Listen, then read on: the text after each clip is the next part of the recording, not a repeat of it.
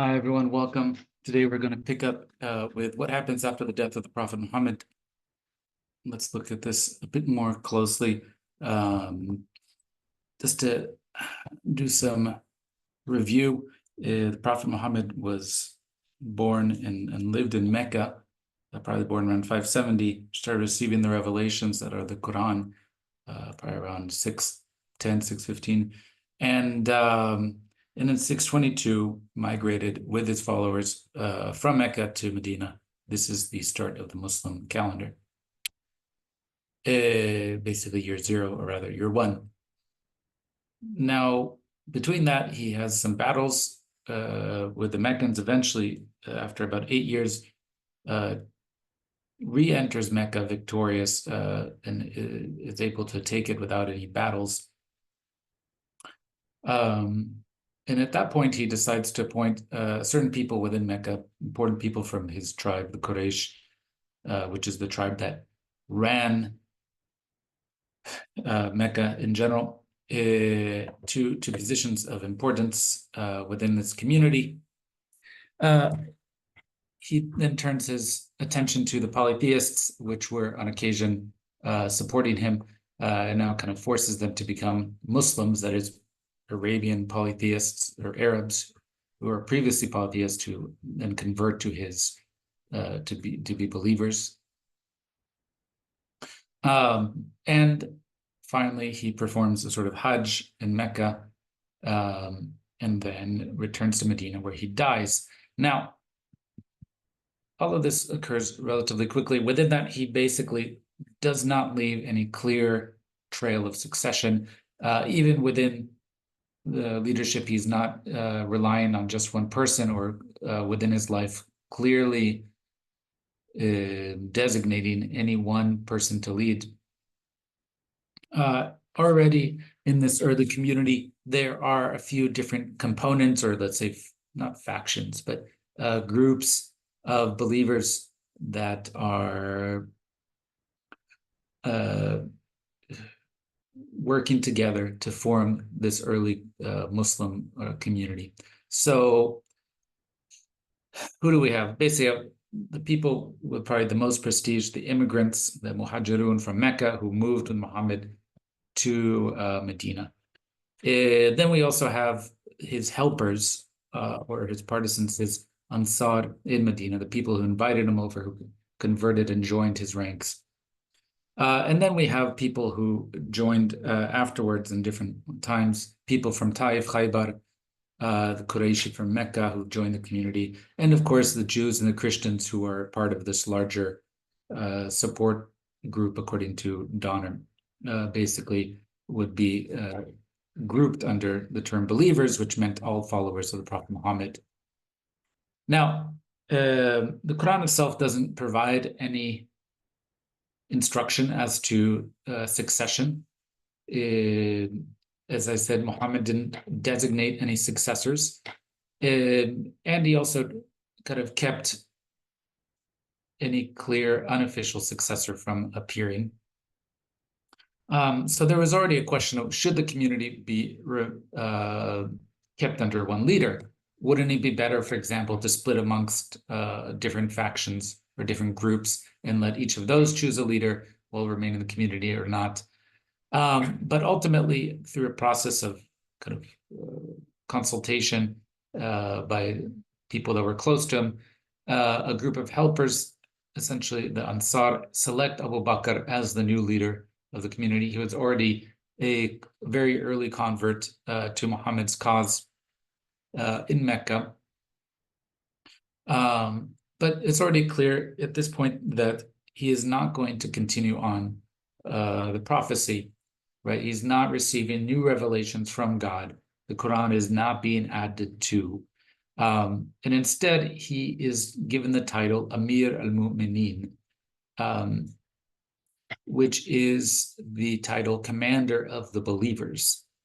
Amir is a military commander. Mu'minin is believers. And again, we re-emphasize here the term believers as the most common word used to refer to the early Muslims.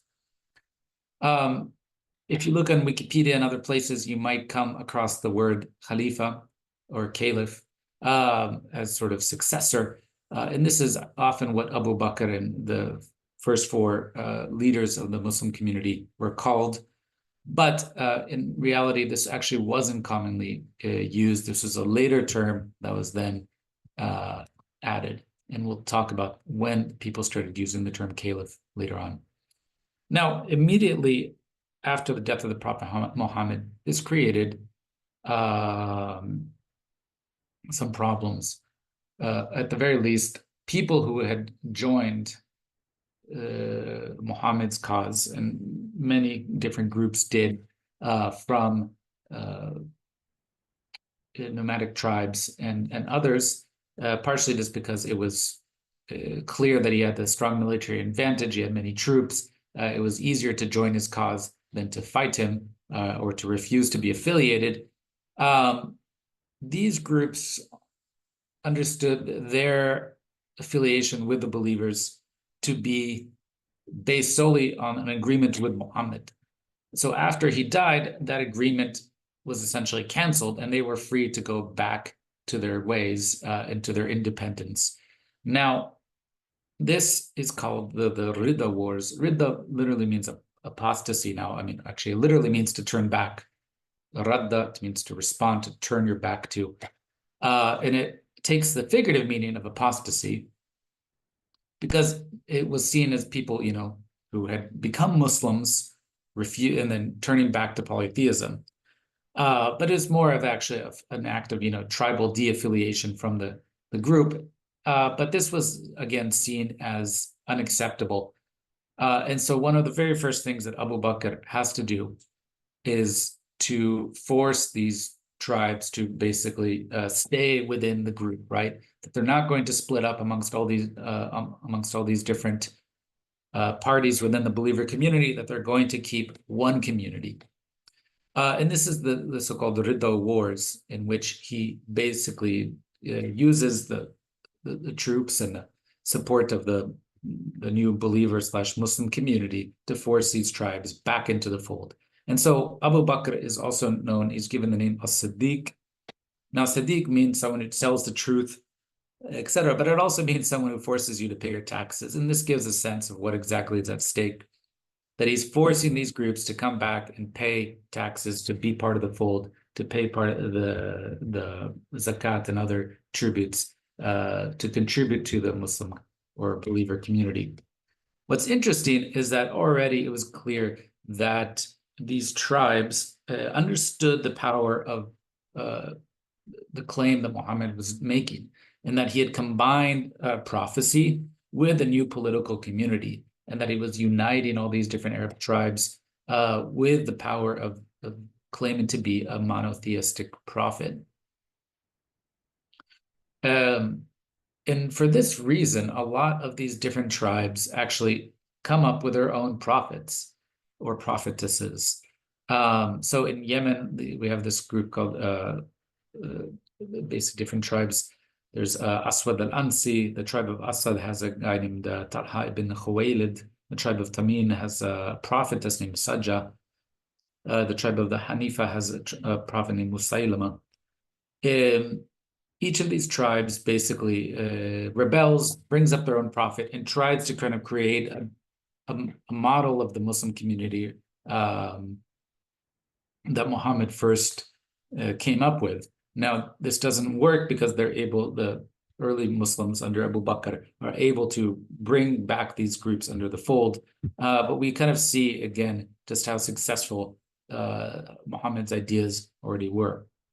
Here you can see basically moments of expansion, but we can also see the 632, 635, right? They're moving against the Yamama, all these places here, different parts of Arabia and Yemen, bringing these areas into the fold and taking out the tribes that refuse to remain within the Muslim community. So after the Ridda Wars, so basically 634, we have multiple levels of the community. We have the core of the Muhammad's community, which is the immigrants, the Muhajirun, the helpers, the Ansar. Then we have the Muslims, the the Quraysh in Mecca who converted after Muhammad had taken the city, and then the people from Mecca, Medina, Taif and Thaqif, whether those were Christians, Jews, or others.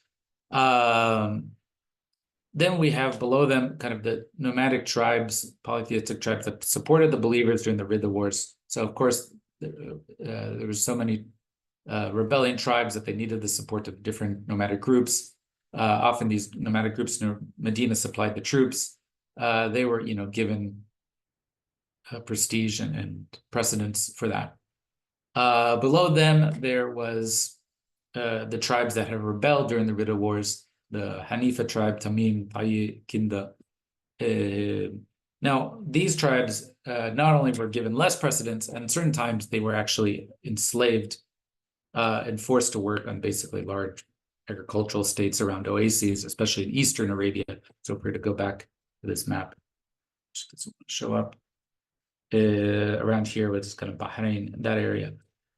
These are where these rebellious tribes were, and some of them were basically completely enslaved and integrated back into the Muslim community as slaves. Now, what does the Ridda War outcome have? All of Arabia is now under Muslim control, or the control of the believer community. Medina is essentially the center, the capital, if you will, but again, it's just a small city. So it's not Mecca that's the center, it's Medina. And specifically what it does is it takes all these tribes who had spent most of their time fighting with each other, raiding each other back and forth, seeking out revenge, trying to get blood money or to kill someone in revenge for killing their cousin, et cetera, et cetera. Instead of fighting each other, they were now unified, and they basically directed their energies outwardly, right? And this created a sort of permanent and somewhat centralized army dedicated to the believers' cause. So it's not just previously, which was like raiding parties, so these Arab tribes would sometimes go into Iraq, go into Syria, raid villages, take goats, take some people, and then come back. Now it was a unified, relatively centralized army, centralized because, commanders were appointed, etc., with, Abu Bakr at its head in Medina. And it wasn't just a coalition that came together temporarily, it was a permanent thing.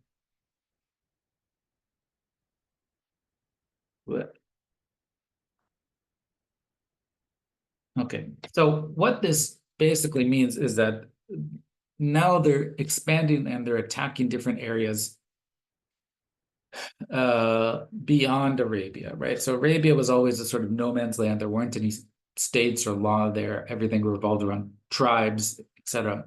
Now they're moving out of Arabia. They're moving to Yemen and Oman quickly. There was even an expedition to try to take Ethiopia, but that failed. And afterwards, there was no more early Muslim expansion there. But mostly where they're moving into is two places. A massive, quick expansion into these areas of Iraq, Persia, and basically greater Syria, Palestine, which is here. And then we'll see Egypt. So all of these areas were previously part of the Byzantine Empire here and the Sasanian Empire. And they quickly fall because these two emperors, the Byzantines and Sasanians, had been fighting each other almost to the death right before the emergence of the Muslim community. And in fact, one reason why you can have a politically united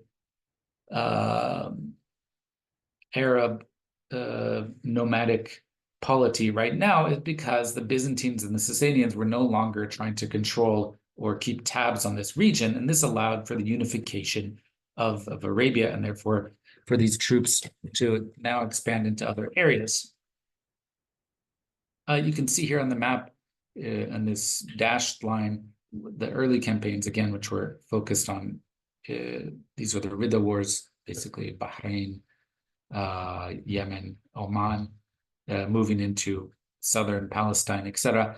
And then afterwards, 636, 656, the campaigns that go much further into basically Iraq, Iran, et cetera, et cetera. Now, there's a question here whether how much of this was actually planned. Did the early Muslim / believer community intend to go and conquer these areas, or were they just kind of drawn in further and further into bigger battles? And it seems that to some degree their conquests were incidental, right? So they moved first towards Syria, Palestine. Abu Bakr organizes 4 armies, around 24,000 troops, so a relatively large group, but not utterly massive like the imperial armies of the Sasanians or Byzantines. And they set out to first take out other nomads and secure other nomadic groups in Iraq and in Syria. The second priority is to control, again, nomads in Iraq and, Northern Arabia and Iraq. Now, here we have a quick movement into Iraq, 632, 642. This is the first time that they're actually able to control agricultural areas with actually very high population density, places that are being farmed with irrigation, etc. And as we'll see, they don't actually really enter the cities. They actually keep themselves separate. They live in these what are called garrison cities, Amsar. This goes from the word Musr, which means city. And so they actually keep themselves separate. They're mostly interested in controlling and raiding the countryside, etc. Now, after they secure the countryside, they start focusing on the cities. And it's at this point that the Byzantines and the Sasanians now put forth a response. They send out their armies. And now that they are forced to confront these armies, they end up essentially beating them completely. The Byzantines at the Battle of Yarmouk, which you can see here, and the Sasanians at the Battle of Qadisiyah and Jalula. These are massive losses for both the Byzantines and specifically the Sasanians. The Sasanians ceased to exist after these battles. The Sasanians are so badly beaten that the emperor has to run away and go to the north into the mountains of Iraq, in which he's eventually again defeated and then captured after fleeing incognito and then killed. So what this means is that the Sasanians collapse completely. The Byzantines cede entire large swaths of their territory here. That Egypt and Syria, probably some of the most productive territory and richest territory that they have. Remember, the Byzantine capital is Constantinople, so they're the Balkans, and they have Anatolia. Anatolia stays with the Byzantines, but this whole area falls under the control of the Arabs / Muslims. And this is, happens very quickly and rapidly, and probably to some degree unexpectedly. But for the early community, probably one of the most important places that they wanted to get to was Jerusalem. Why Jerusalem? And again, it's because they saw that the end of times was coming. There was a prophecy from the Prophet Muhammad that Jerusalem would be the space of the Day of Judgment. And so there was a need to arrive in that area. Now, as we can see, the reign of Abu Bakr did not last long. He died actually after basically 2 years. So he was responsible for the Ridda Wars. This other period of expansion was undertaken, which we can see between 636 and 656, was undertaken primarily under 2 leaders, Omar and Uthman. Omar ruled for about 10 years, and then same with Uthman, 12 years. Afterwards, there was Ali, the Prophet Muhammad's son-in-law and cousin. And there was already disputes exactly who should take precedence. Some people from the very beginning thought that Ali, as the Prophet Muhammad's cousin and son-in-law, should be the first in line for leading the community. But it was ultimately decided that these four guys, all from the Prophet Muhammad's Quraysh tribe, would take control of the community and basically oversaw the expansions. Now, one of the things you'll see in just this list is that these three guys all ended up having non-peaceful deaths. So Omar, it's not clear what happened, but he was stabbed to death by a slave. Othman murdered by disgruntled troops, which we'll get into. And then Ali ultimately assassinated by a follower who felt that he had betrayed the cause. But what we see here is that they're massively expanding. They are now taking over all these different areas. And already by 1656, so the period right before Ali takes power, they've conquered Iran, Iraq, what is today Iraq, Syria, Egypt, and moved into the coast of Libya, etc. And there's even campaigns into Anatolia itself. And there's quite a few early Muslim campaigns that lay siege to Constantinople. They don't go anywhere. They don't manage to take the city.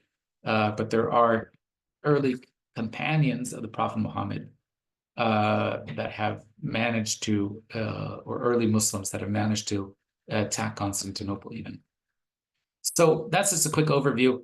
We're going to get into more of what those early conquests meant and the politics behind them soon.